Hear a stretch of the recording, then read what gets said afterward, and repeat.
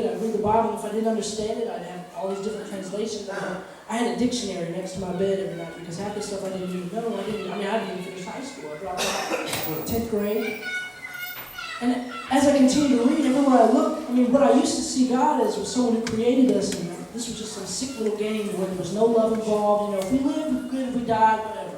But now, everywhere I see this love story of a loving father trying to get his kids back.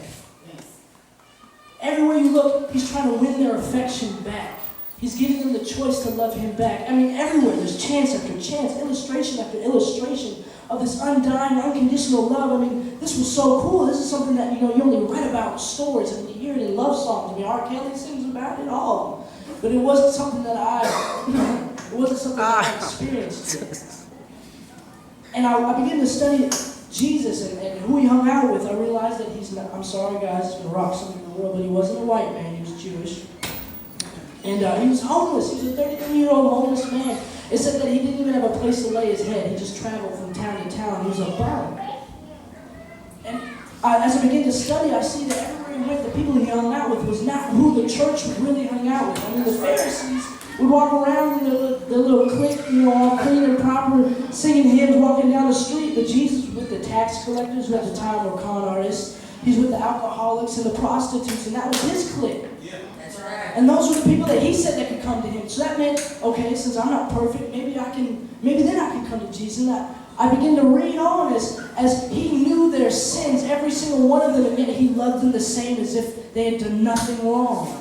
A woman had 7 husbands and was still sleeping on the side, but yet he knew her sin and still treated her like she was a princess.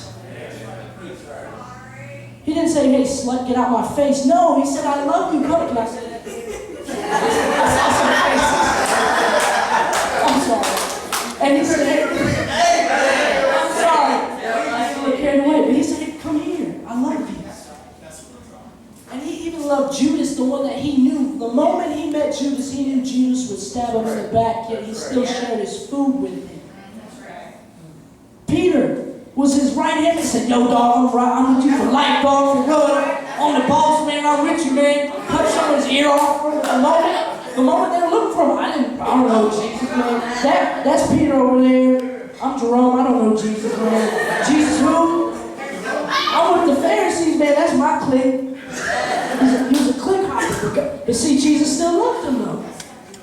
And guess what? Who was the first person that Jesus went to after he died? It was Peter. It wasn't. It was Peter. As soon as Jesus came out the ground, he said, where's Peter? Where's he at? Peter. Peter was hiding. Peter didn't even want to show his face. He said, no, man, look, I done messed up, man.